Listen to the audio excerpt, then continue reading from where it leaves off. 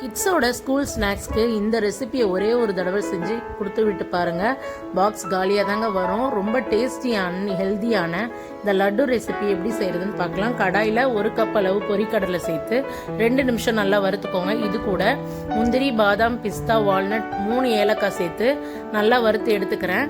இப்போ அதே கடாயில் 1 டேபிள் ஸ்பூன் நெய் சேர்த்துட்டு 1/2 கப் ராகி மாவு சேர்த்து நல்லா வறுத்து எடுத்துக்கோங்க.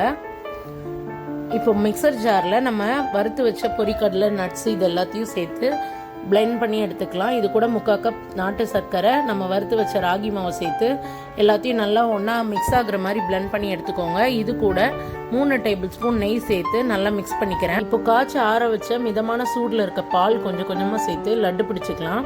நீங்கள் 2 நாளைக்கு மேலே ஸ்டோர் பண்ணணும்னு நினச்சிங்கன்னா வெறும் நெய் மட்டும் சேர்த்து லட்டு பிடிச்சிக்கோங்க. அவ்வளோதாங்க, சூப்பரான ஹெல்த்தியான லட்டு ரெடி. தேங்க்யூ.